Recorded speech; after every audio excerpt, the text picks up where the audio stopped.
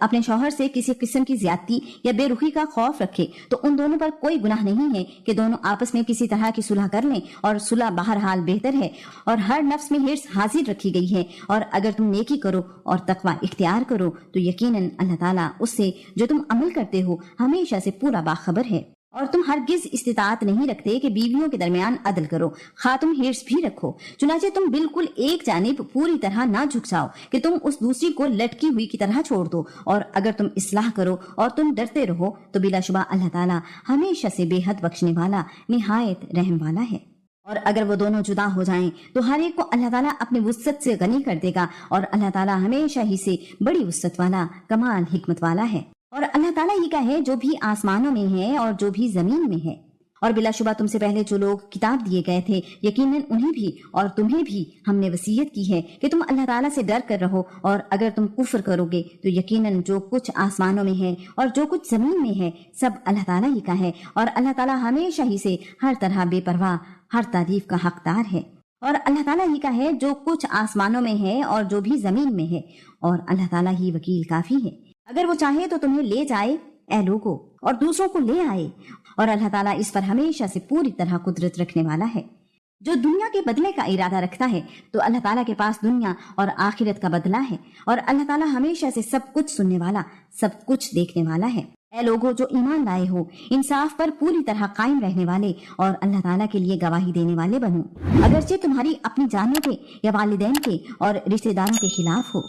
اگر کوئی مالدار ہے یا فقیر تو اللہ تعالیٰ ان دونوں سے زیادہ حقدار ہے، چنانچہ خواہش نفس کی اتباع نہ کرو کہ تم عدل کرو، اور اگر تم زبان کو پیچ دو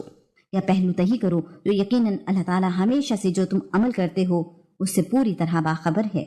اے لوگوں جو ایمان لائے ہو، اللہ تعالیٰ پر اور اس کے رسول پر اور اس کی کتاب پر ایمان لے آؤ جو اس نے اپنے رسول پر نازل فرمائی ہے، اور اس کتاب پر بھی جو اس سے پہلے اس نے نازل کی۔ اور جو کوئی اللہ تعالیٰ کا اور اس کے فرشتوں کا اور اس کی کتابوں کا اور اس کے رسولوں کا اور آخرت کے دن کا کفر کرتا ہے تو یقیناً وہ بھٹک گیا، بہت دور بھٹک جانا۔ یقیناً وہ لوگ جو ایمان لائے پھر انہوں نے کفر کیا، پھر ایمان لائے پھر کفر کیا، پھر کفر میں بڑھ گئے، اللہ تعالیٰ کبھی ایسا نہیں ہے کہ ان کو بخش دے اور نہ یہ کہ انہیں سیدھا راستہ دکھائے۔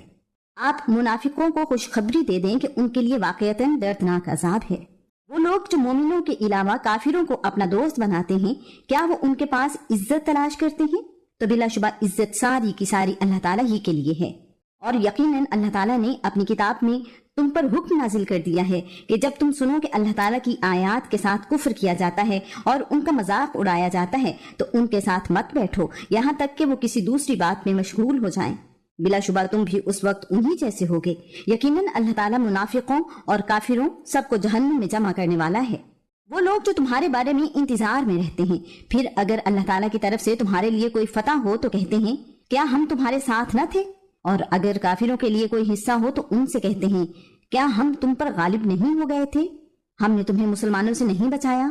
چنانچہ اللہ تعالیٰ ہی قیامت کے دن تمہارے درمیان فیصلہ کرے گا، اور اللہ تعالیٰ کافروں کے لیے مومنوں پر ہرگز کوئی راہ نہیں بنائے گا۔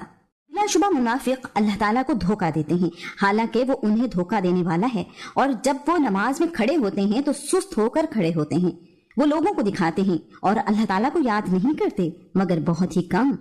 وہ درمیان ہی میں ڈاواں ڈول ہیں، نہ ان کی طرف ہے نہ ان کی طرف ہے، اور جسے اللہ تعالیٰ گمراہ کر دے تو آپ اس کے لیے ہرگز کوئی راستہ نہیں پائیں گے۔ اے لوگوں جو ایمان لائے ہو، مومنوں کو چھوڑ کر کافروں کو دوست نہ بناؤ۔ کیا تم چاہتے ہو کہ اپنے خلاف اللہ تعالیٰ کے لیے ایک واضح حجت بنا لو؟ یقیناً منافق دوزخ کے سب سے نچلے درجے میں ہوں گے، اور آپ ان کا ہرگز کوئی مددگار نہ پاؤ گے مگر وہ لوگ جنہوں نے توبہ کی اور اصلاح کر لی، اور انہوں نے اللہ تعالیٰ کے دین کو مضبوطی سے تھام لیا اور اپنے دین کو اللہ تعالیٰ کے لیے خالص کر لیا، تو یہ لوگ مومنوں کے ساتھ ہوں گے، اور اللہ تعالیٰ جلد ہی مومنوں کو اجر عظیم عطا کرے گا۔ کیا کرے گا اللہ تعالیٰ تمہیں عذاب دینے سے اگر تم شکر کرو اور ایمان لے آؤ، اور اللہ تعالیٰ ہمیشہ ہی سے قدر کرنے والا، سب کچھ جاننے والا ہے۔ اللہ تعالیٰ برائی کی بات کے ساتھ آواز بلند کرنا پسند نہیں کرتا مگر جس پر ظلم کیا گیا ہو، اور اللہ تعالیٰ ہمیشہ سے سب کچھ سننے والا، سب کچھ جاننے والا ہے۔ اگر تم نیکی اعلانیہ کرو یا اسے چھپاؤ یا کسی برائی سے درگزر کرو تو بلا شبہ اللہ تعالیٰ ہمیشہ سے بہت معاف کرنے والا، پوری قدرت رکھنے والا ہے۔ یقیناً جو لوگ اللہ تعالیٰ اور اس کے رسولوں کے ساتھ کفر کرتے ہیں اور وہ ارادہ رکھتے ہیں کہ اللہ تعالیٰ اور اس کے رسولوں کے درمیان فرق کریں، اور وہ کہتے ہیں کہ ہم کسی پر ایمان لاتے ہیں اور کسی کا کفر کرتے ہیں، اور وہ ارادہ رکھتے ہیں کہ اس کے درمیان ہی میں کوئی راستہ بنا لیں، یہی لوگ حقیقی کافر ہیں، اور ہم نے کافروں کے لیے ذلیل کرنے والا عذاب تیار کر رکھا ہے۔ جو لوگ اللہ تعالیٰ پر اور اس کے رسولوں پر ایمان لائے اور انہوں نے ان میں سے کسی ایک کے درمیان فرق نہ کیا، یہی لوگ ہیں، انہیں جلد ہی اللہ تعالیٰ ان کے اجر سے نوازے گا، اور اللہ تعالیٰ ہمیشہ سے بے حد بخشنے والا، نہایت رحم والا ہے۔ اہل کتاب آپ سے سوال کرتے ہیں کہ آپ ان پر آسمان سے کوئی کتاب اتار لائیں، سو وہ تو یقیناً موسیٰ سے اس سے زیادہ بڑا سوال کر چکے ہیں۔ چنانچہ انہوں نے کہا کہ ہمیں اللہ تعالیٰ کو بالکل سامنے دکھا دو، تو ان کے ظلم کی وجہ سے انہیں بجلی کی کڑک نے پکڑ لیا، پھر انہوں نے بچھڑے کو معبود بنا لیا، اس کے بعد کہ ان کے پاس واضح نشانیاں آ چکی تھیں، تو ہم نے اس سے درگزر کیا اور ہم نے موسیٰ کو واضح غلبہ دیا، اور ہم نے ان سے پختہ عہد لینے کی وجہ سے ان پر پہاڑ کو اٹھایا، اور ہم نے ان سے کہا کہ دروازے میں سجدہ کرتے ہوئے داخل ہو جاؤ، اور ہم نے ان سے کہا کہ ہفتے کے دن میں تم زیادتی نہ کرو، اور ہم نے ان سے ایک انتہائی مضبوط عہد لیا تھا۔